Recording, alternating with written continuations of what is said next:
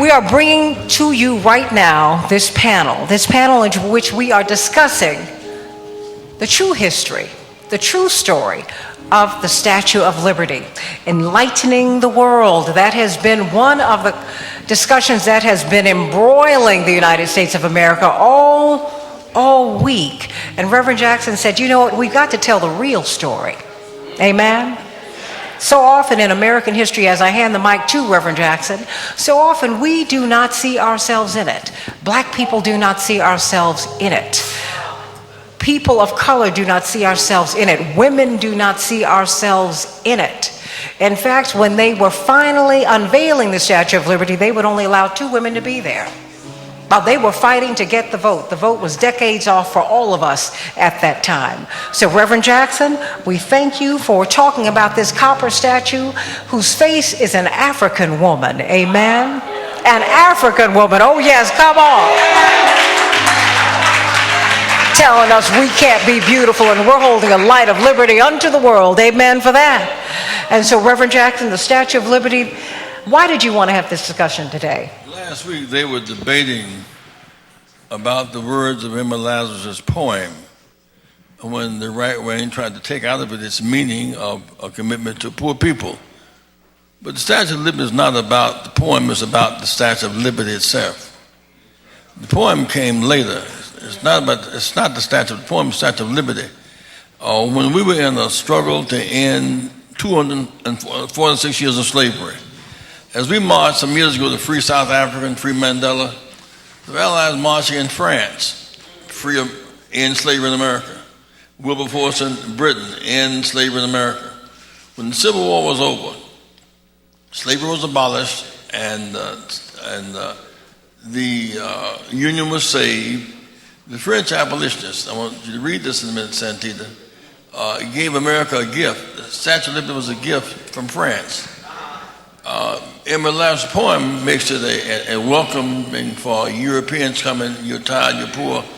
This says the Statue of Liberty was about ending. Jonathan, talk about ending slavery. Well, when we think about the institution of slavery, why is that important? I'm not a person that thinks that you need to dwell on history just to live in it, but you have to understand history to see how near it is and how it repeats itself. So unfortunately, you don't understand it, so it's bound to repeat itself. Just 2 weeks ago now, we were in Poland, and after the ceremonies at Auschwitz and Buchenwald, we went dancing out on the river. We were dancing with people that were the Holocaust survivors. And I remember the words of one gentleman saying, it wasn't that long ago and it's not that far away. Why do we have to understand the institution of slavery? For 246 years, an institution ends up having breeding camps that by 1808, when it was officially illegal to have slaves, when they started trying to stop slavery for the importation, there were enough people being bred, reproduced within the United States of America. Richmond's #1 production and their wealth was in the generation of persons they had enslaved. This is why when we talk about the Statue of Liberty, they were very much aware of the history of America and how these people on the other side of the water were getting wealthy in the United States. So they were saying, what's going on here? Well, they were able to produce at such a cheaper rate and have so much more yield because they didn't have to pay anybody. So when that practice finally came to an end, they decided the abolitionists said the lowest person in the society now has honor and respect. We're going to use this to model a woman who was the most mistreated and now exalt her to show that America is now going in a different direction. And you know what, let me introduce the rest of our panel. Of course, we have our founder and president, Reverend Jesse Jackson. Please withhold your applause until I've introduced everybody, if you don't mind. Jonathan Jackson, our national spokesman. Our young brother, we are so excited about having this millennial be a part of our family, TREVOR GERVAIS of We Bridge Consultants. In fact, he was one of the leaders so that we have automatic voter registration here in the state of Illinois, and he's doing it all around the country. Hold on. And of course, our lawyer, our educator, the pastor of the Fernwood Church, Reverend Attorney Janette Wilson. Put your hands together, everybody. Santita, we were enslaved longer than we have been free. 246 years. When you're in Korea, what is the most insulting part of Japanese occupation? They took the women and made them objects of sex for comfort. They call them the comfort women. They bred babies. They raped them. They ripped them off. We went through 246 years of comfort women. Our skin complexions represent the comfort. And a woman said, you come here, you come here. And they would not give us the African's name because you couldn't be a man. When you give the slave master name, they was ashamed of us, so they gave us the name of the plantation after us.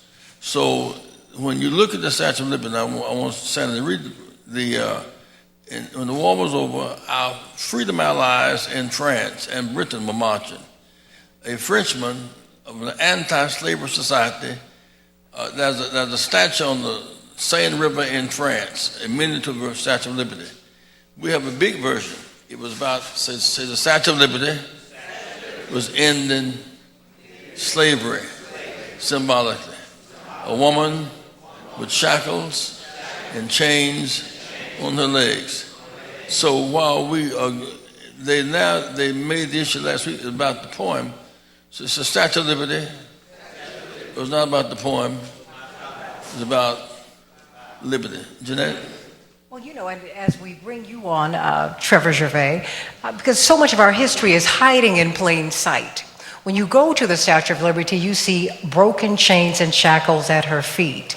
If you look at the tablet that she's holding, she has inscribed in that tablet, July 4th, 1776, because on that document they said that all men are created equal.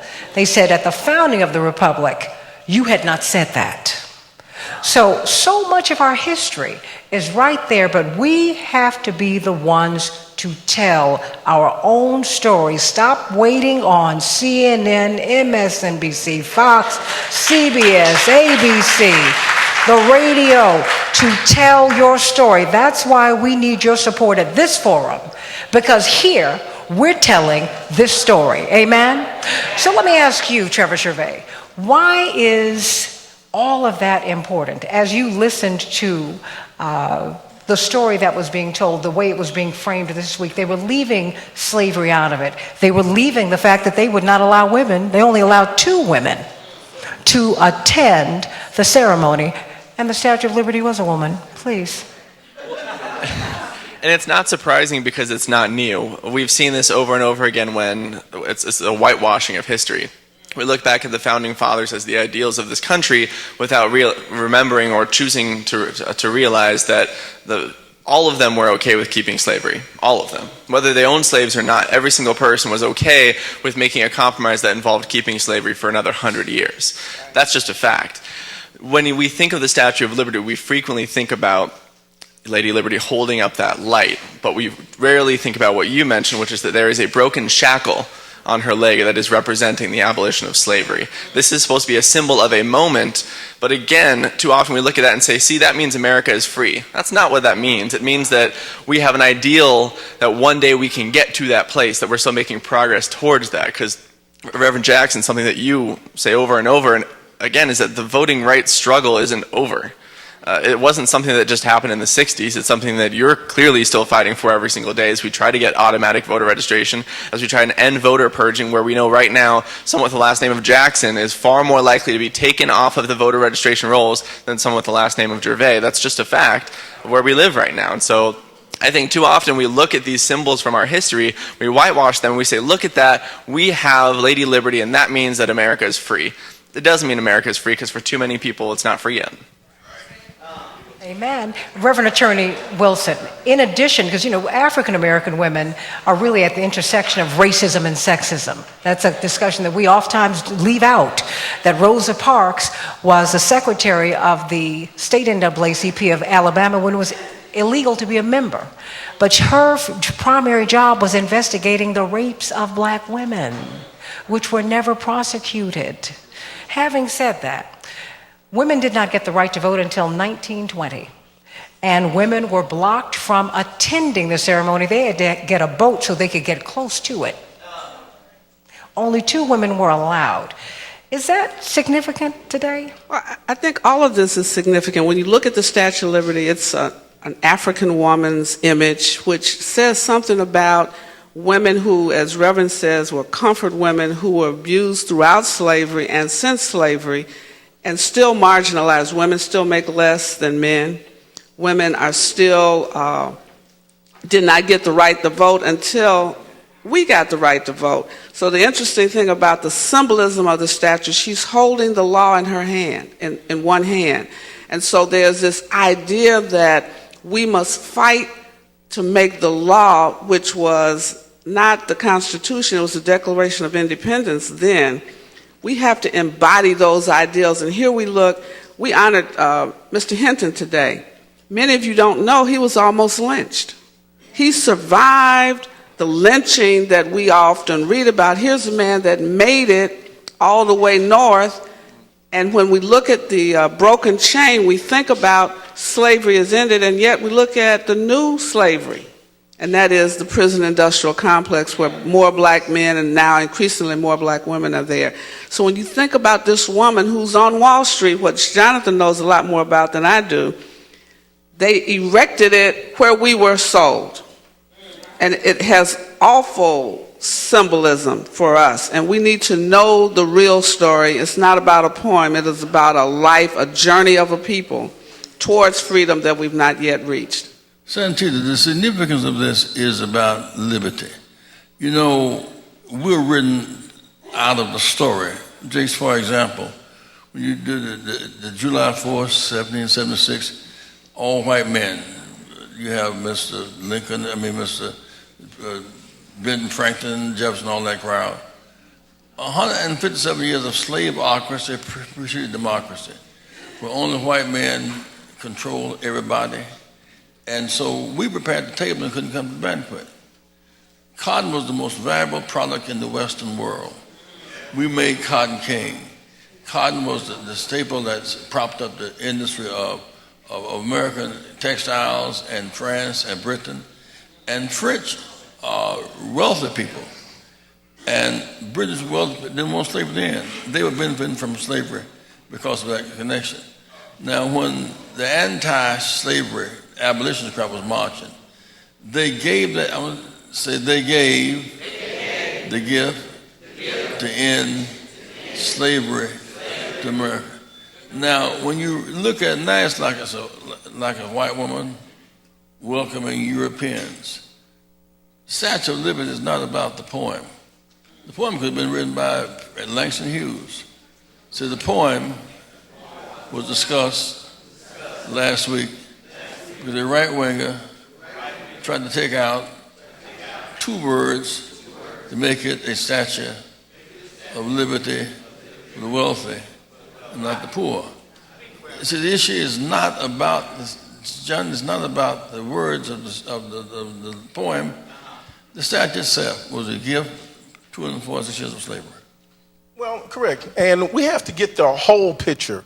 John Brown, who went to fight in Kansas after he saw a white abolitionist publisher, Eli Lovejoy, here in the state of Illinois, get his publishing house ransacked, printing press thrown in the Mississippi River and killed. At that point, John Brown, a God-fearing man, a shepherd by trade, whose families are the descendants of the Pilgrims, were the 23 that were on board, whose father was also one of the founding members of the Black College in Ohio, Oberlin. He came from a righteous family. He says, what you've done unto others, my Bible tells me can also be done unto you. Taking another man's life is not right. There he went to northern part of New York to meet with William Garrison, and they picked up arms to go into Kansas. He realized this would not be able to be solved peacefully. It had been going on for over 230 years at that point. This is when the fight for Kansas began. Some whites wanted to export their black slaves so that they could have more money. Others were indifferent to slavery, and some were anti-slavery. It was a perfect storm that happened in Kansas. There was a series of laws that people were trying to fight back. So from the stopping of the importation of slaves, the United States Navy was going up and down the coast of Africa to try to stop people from exporting slaves. They wanted the system to end. Why? Because they had enough internal production in the United States. Richmond, Virginia. Why did Jefferson Davis want the capital to go from Montgomery to Richmond? Because they had 5 rail lines. They could move black folks faster across the United States. I'm excited about this time because we're just learning our history. In those 246 years of slavery, we did not have the right to read. And then it was hidden. Then it was buried, and then it was demolished. We're just now excavating. So I ask us to be patient with ourselves because all of this is new news to us. The last slave ship that came into America was in Africa Town outside of Mobile, Alabama, and they just found the remains last year. So the slave ship Clotilda, and the last known resident of it was Rashida. It wasn't that long ago. It's not that far away. So of course, after slavery left, a new institution comes in to make you a marginalized citizen, a second-class citizen. And then we have the industrial complex of black men in jail today. It's unbroken continuity. I want to make one point about this statue. When it was first conceived, the Statue of Liberty, Mrs. Abraham Lincoln was honored and brought to France. The United States at that time was calling her insane. Why? Because she was sitting at a table with a female that was a black seamstress, and they said she has to be insane. Her own son said she was insane. John Brown was honored on Broad Street in the UK for being an abolitionist after he was hung. All the great writers of that time, Henry David Thoreau and Emerson, all of them honored John Brown. There is a main street in Haiti today named after John Brown, and we're taught to be ashamed of this man. Amen. Because we don't know our very own history. And I'm done. Well, the point, Jonathan, is that, back to you, Jeanette, is that we are the foundation, not the bottom. The bottom is where you end up. You may not have a bottom, you must always have a foundation. So Africans, people, are the foundation of American society. We made America wealthy. Biggest industry was importing Africans and exporting cotton. The founders of Harvard, Princeton, Yale, that money came from shipbuilders and shipping clerks, importing Africans, exporting cotton and tobacco and indigo. And when that became a disastrous war to end slavery. And when it was all over, again, they gave America a gift. So we're not the bottom, we're the foundation. We're on the bottom because of suppression, not lack of work, not lack of effort. So we're on the bottom. We were not born on the bottom. We created the foundation. We are the foundation of America. Well, excuse me, Reverend Wilson, because Reverend continues to go back to the Emma Lazarus poem, and he juxtaposes it with what the Anti-Slavery Society of France wrote. And so if you don't mind, I'd like to read just brief verses from this so that you can all hear them and hear the difference. Because of course, those who come from Europe came from monarchies. And monarchs are famous even today because they own all the land. This is the only major country in the world where you can own your land. That's why it's called the American dream. You can go to England, it's wonderful. You can own your house, but you cannot own the land. Amen to that. Okay, so Emma Lazarus wrote in part, keep your ancient lands, keeping that in mind, your storied pomp where you have to kiss the ring. Everybody cries, she with silent lips, the Statue of Liberty, give me your tired, your poor, your huddled masses yearning to breathe free, the wretched refuse of your teeming shore. Send these, the homeless, tempest-tossed to me. I lift my lamp beside the golden door, speaking to the European primarily, amen?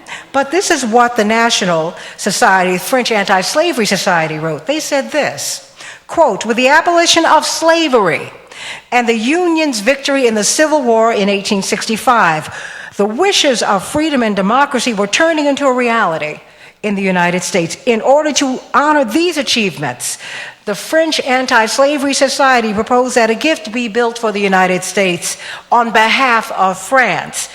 We hope that by calling attention to the recent achievements of the United States, the ending of slavery, the French people would be inspired to call for their own democracy in the face of a repressive monarchy. Reverend Wilson? So I think this is very important that we learn our history, that our children are taught our history in school. Because when you think about the Statue of Liberty, for years we thought it was welcoming the Irish, the Polish, the European Americans to these shores. And when you look at the actual statue, and when you read about the French, the basis for the donation, it is clear that it has nothing to do with people that could see her. It was all about people who were brought here in chains, who finally have broken the chains. It's a broken chain at her feet.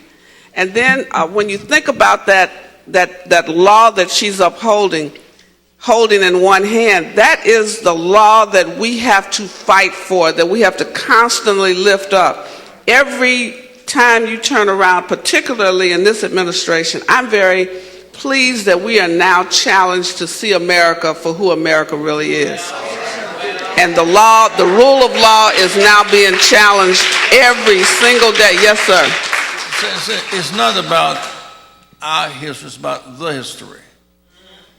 The history, it says the history of America, built on genocide of Native Americans, annexing Mexico, California, Arizona, enslaving African people. This is 400th year of our being here. We must now stop and take account. We are the foundation of America. This is not a February discussion, Jonathan. This is 12 months a year. Well, let me make one other point on this. When my father says we're at the foundation, not at the bottom of America, when we become our own people and are able to tell our own story, we can put ourselves in our proper light.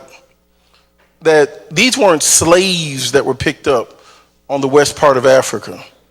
They first went after the architects. They went after the engineers. They went after the builders. They went after those that had the most skills in Africa and brought them to America.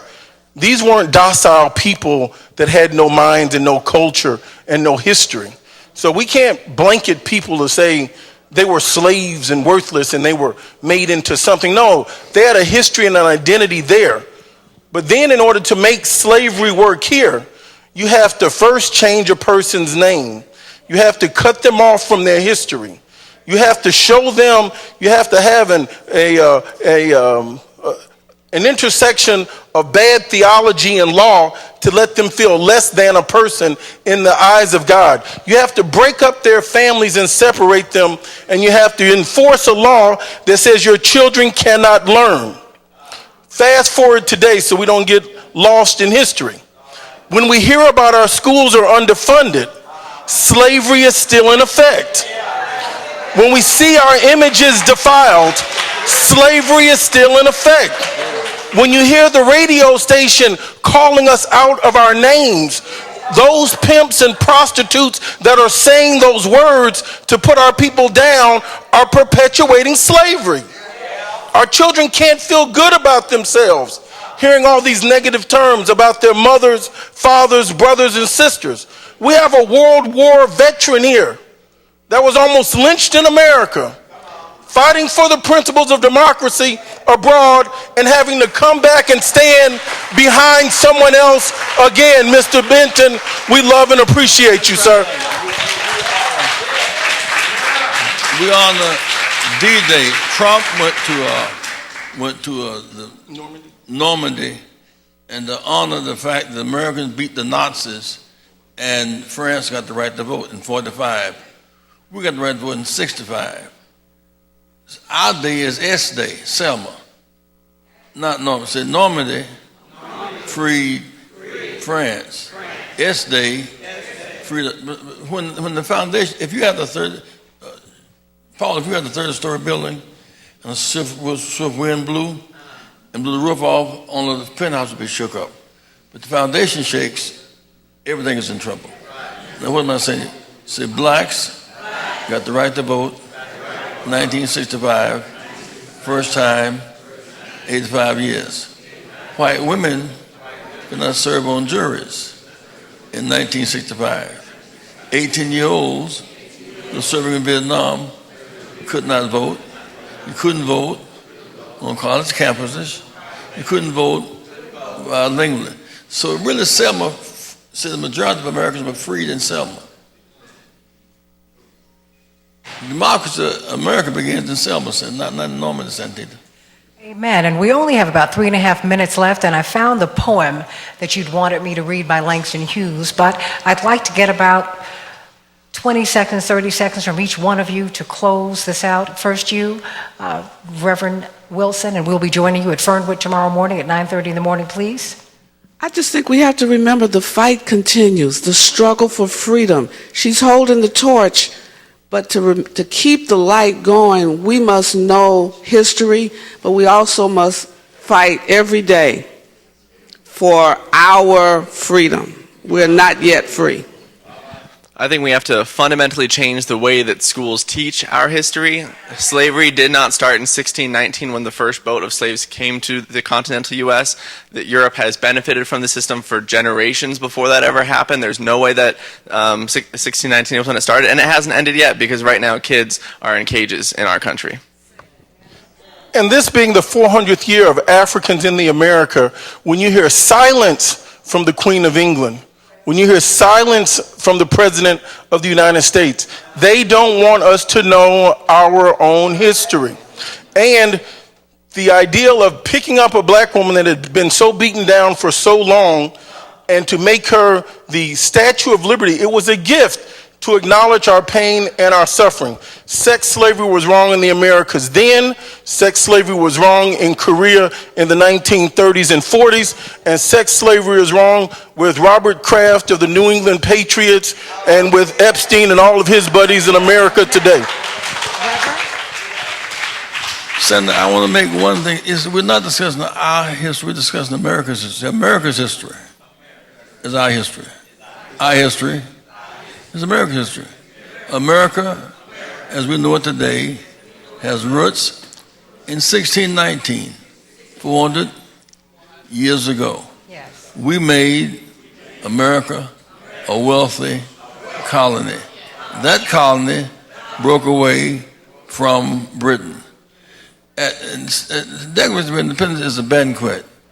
We made the banquet, and we're not invited to the banquet, Sandy. And Reverend Jackson wanted me to read from Langston Hughes, I too sing America. I am the darker brother. They send me to eat in the kitchen when company comes, but I laugh and I eat well and grow strong. Tomorrow I'll be at the table when company comes. Nobody will dare say to me, eat in the kitchen then. Oh no. Besides, they'll see how beautiful I am and be ashamed. I too am America. Everybody, thank you so much for being with us today. Call us at 773-256-2775.